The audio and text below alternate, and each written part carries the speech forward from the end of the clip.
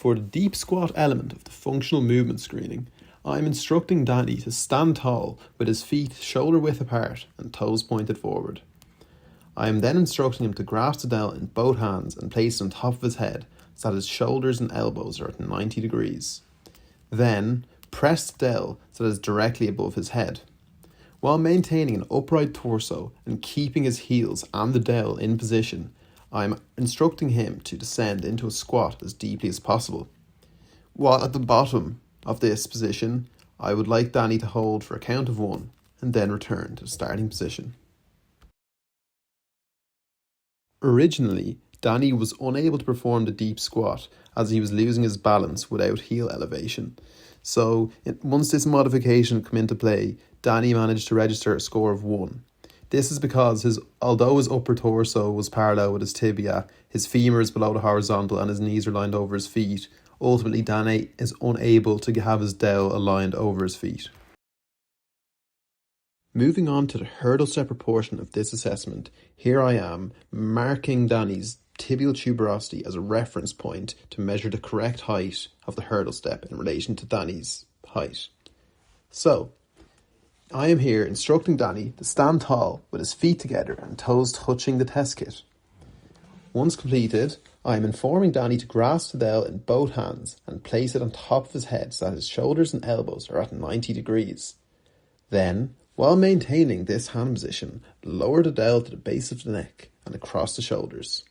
Then, while keeping an upright torso, raise the test leg and step over the hurdle, ensuring to raise the test foot towards the shin and maintain foot alignment vertically with the ankle, knee and hip. Then, touch the floor with your heel and return to the starting position while maintaining the same alignment.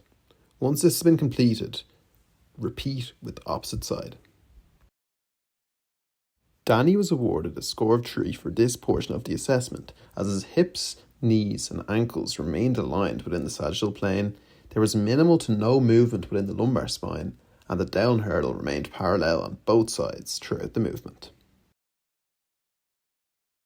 Next up to be performed was the inline lunge, where Danny was instructed to step onto the centre of the board with his right or test foot and his heel on the 0 mark. The opposite heel was to be placed according to his tibial tuberosity measurement. Both toes were to be pointing forward with the entire foot in contact with the board. Next, the dell was to be placed along the spine so that it touches the back of his head, his upper back and his tailbone.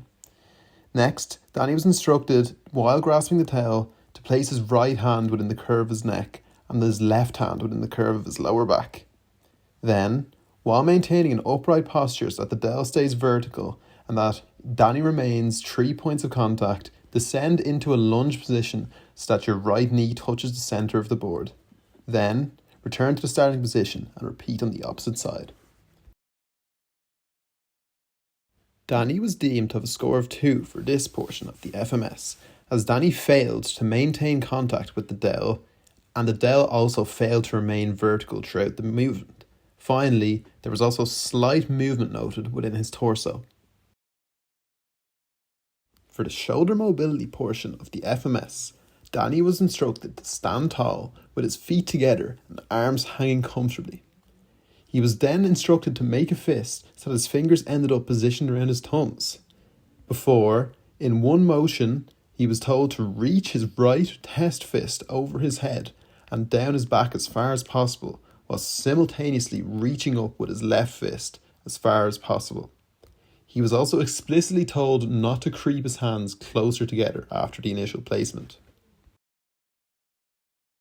Danny rendered a score of 2 on both sides for this portion of the assessment, as his fists fell within 1/2 lengths of his 14.7 centimetre hand length. Once this was completed, Danny registered a negative result on the shoulder clearing test as no pain was noted. During the active straight leg raise, Danny was directed to lie flat with the back of his knees against the board, with his feet together and toes pointing up. Next, Danny was instructed to place both arms flat on his chest. Then, with the scoring leg remaining straight and the back of the opposite knee maintaining contact with the board, Danny was told to raise the scoring leg as high as possible. Danny continued his consistent pattern of results, recording 2 bilaterally, as the vertical line of the lateral malleolus resided between the mid-thigh and joint line, while the opposite limb remained in a neutral position. In relation to the trunk stability push-up, I am instructing Danny to lie face down with his arms extended overhead at shoulder width apart. Then, I want Danny to pull his thumbs down in line with his forehead. After that, I want Danny with his legs together to pull his toes towards his chin. Then, extend your knees and lift your elbows slightly off the ground. And for the most important part, while maintaining a rigid torso, I want Danny to push his body as one unit into a push-up position. With this assessment being one of the more complex components of the FMS, Danny performed very well, scoring a 3, as his body lift as one unit with no lag in the spine, while his thumbs were aligned with his forehead. For the final test, the rotatory stability assessment, Danny was instructed to get on his hands and knees over the board so that his hands were under his shoulders and his knees were under his hips. Then, Danny was informed that his thumbs, knees and toes must contact the sides of the boards and that the toes must be pulled towards the shins. Danny was then told to simultaneously shift and lift his right hand forward and his right leg backward at the same time, as if you were flying and forming a straight line. Then, without touching down, touch your right elbow to your right knee directly over the board. Finally, re-extend the arm and leg over the board, then return to the start position. Danny, just like 99% of people who attempt this examination, was unable to complete a unilateral repetition. Upon modification, Danny illustrated observable trunk instability and pelvic rotation during the test, while also failing to maintain a neutral lumbopelvic position. Danny was able to perform a correct diagonal repetition, however, meaning he finishes with a score of 2.